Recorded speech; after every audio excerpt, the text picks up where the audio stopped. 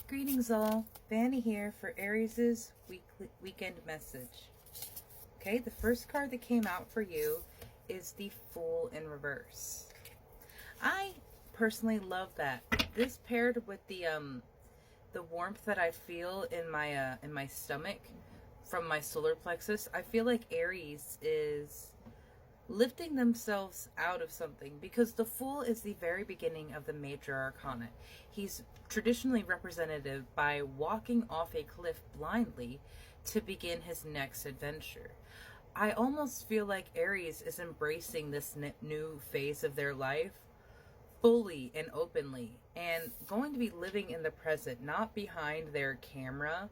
Like, taking pictures and videos is awesome, but personally, I don't remember to do that when I'm out doing things, because I'm so in the moment of enjoying where I am that sometimes I take videos and photos, but it's not the same as just fully being there and having that memory to look back on. I feel like Aries is going to be stepping into a new phase or a new beginning very knowingly. Like, there isn't the naivety here, but there is a sense of excitement of, I can discover who I am. This makes me think some people going off to college this summer, like we were discussing at the food pantry, how there's already like move-in signs for the college students around me.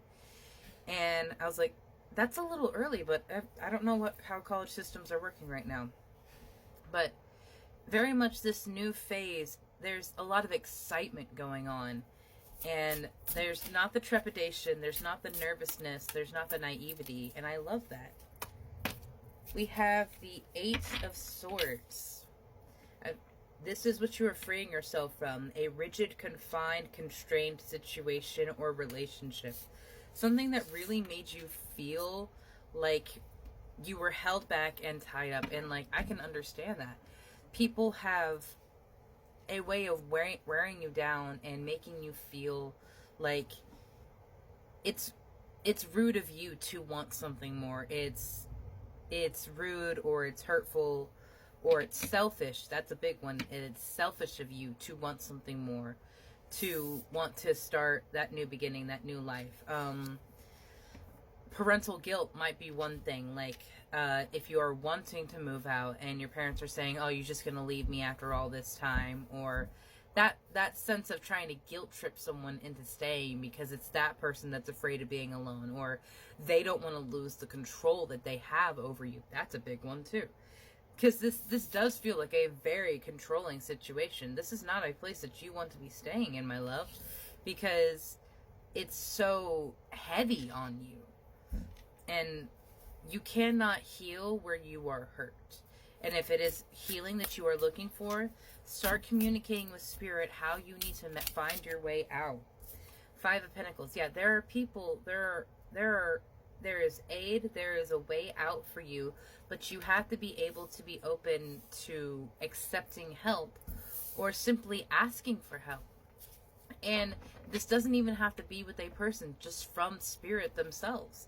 They cannot work in your lives unless you give them permission to. And then when they do, when you give them permission, they can come in and really defend and protect you. Because the Five of Wands can mean fighting, but it can also mean protection. And that's what I feel with this at the bottom of the deck, that it's coming in like, as soon as you give them permission, they'll come in and protect you. Yeah, and help you walk away from a situation that doesn't serve you anymore towards something that actually will make you happy.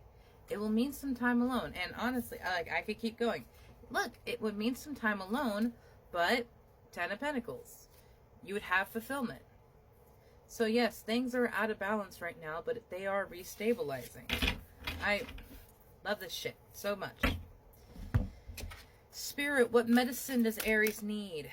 How do they need to heal? The council. Yeah, in reverse. You are not calling upon your council. You are not calling upon your higher self or your spirit team for aid. You are, for some reason, thinking you have to do all of this alone, and that you have felt alone. But in that thought, you have been isolating yourself from the very energies, entities, guardians, and guides that have been trying to tell you, we're here to help, but you have to let us in. We need your permission to work in your life.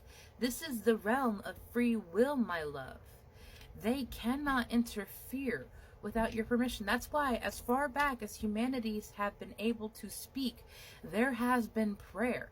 There has been an innate knowledge in us, no matter what culture, tradition, religion, whatever it was, however different we are and we've fought over the years, there has always been a shared concept that we pray to the higher, the God, Jesus, universe, whatever you call it. Praying is our act of letting them in. However, we get lost in that, thinking that we have to do it a specific way, a certain way, follow rules and traditions, or that they can only come in certain ways. Like, no. Your connection with spirit will be entirely unique to you. It will not be the same as I have, where I'm speaking and thanking them, and there's literally a dragonfly right there, just like low-key my grandfather's, confirming that they heard my prayer and my gratitude, that they kept me safe with when my intuition went off. It won't be like that for you. You will have a completely unique experience, like you yourself are a completely unique experience.